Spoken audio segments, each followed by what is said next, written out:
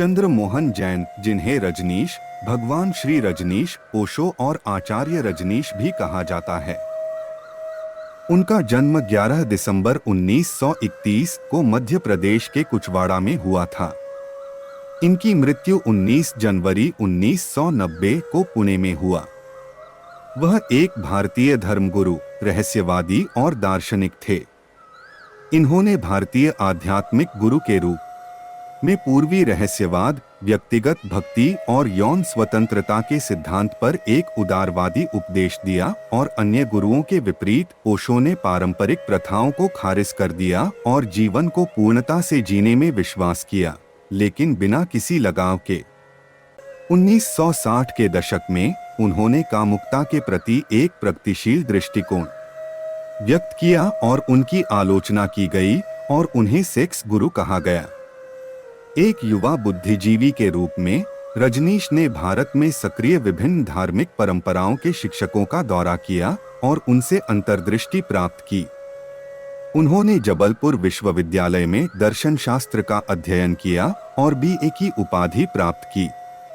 1955 में सागर विश्वविद्यालय से उन्होंने MA करने के बाद 1957 में वहां पढ़ाना शुरू किया। 21 वर्ष की आयु में उनमें गहन आध्यात्मिक जागृति हुई, जिससे उनमें यह विश्वास प्रेरित हुआ कि व्यक्तिगत धार्मिक अनुभव आध्यात्मिक जीवन का केंद्रीय तथ्य है और ऐसे अनुभवों को किसी एक विश्वास प्रणाली में व्यवस्थित नहीं किया जा सकता है।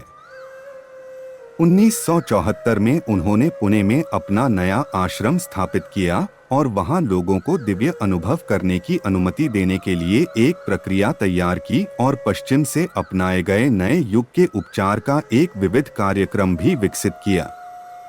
उसके बाद रजनीश कामुकता के प्रति अपने प्रगतिशील दृष्टिकोण के लिए प्रसिद्ध हो गए, जो कई अन्य भारतीय गुरुओं से अलग था। फिर 1981 में वह अमेरिका चले गए और वहां के लोगों को अपने विचारों से बहुत अधिक प्रभावित किया। अमेरिका में उनके अनुयायियों द्वारा उनको भगवान का दर्जा भी दिया गया और उनके अनुयायियों द्वारा 64,229 एकड़ का खेत खरीदा गया और उनको भेंट किया गया, जहां उन्होंने एक शहर ही बसा दिया, जिसे रजनीशपुरम के नाम से जाना जाने लगा। बाद में इस आश्रम में बहुत से असंवैधानिक गतिविधियों का खुलासा हुआ और 1985 में रजनीश को आप्रवासन धोखाधड़ी का दोषी ठहराया गया और उन्हें संयुक्त राज्य अमेरिका से निर्वासित कर दिया गया। उन्हें लौटने से पहले उन्हें 21 देशों में प्रवेश करने से मना कर दिया गया था। 1989 में रजनीश ने बौद्ध नाम ओशो अपना लिया। उनकी मृत्यु के बाद उनके शिष्यों को यह विश्वास हो गया था कि वह सरकारी साजिश का शिकार हो गए हैं। उन्होंने उनकी बेगुनाही पर विश्वास जताया और उनके द्वारा शुरू किए गए आंदोलन को जारी रखने की कसम खाई।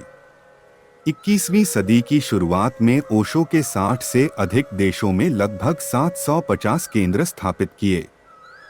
यदि यह प्रसंग रोचक लगा हो तो चैनल को लाइक, शेयर और सब्सक्राइब जरूर करें और बेल आइकन भी दबा दें।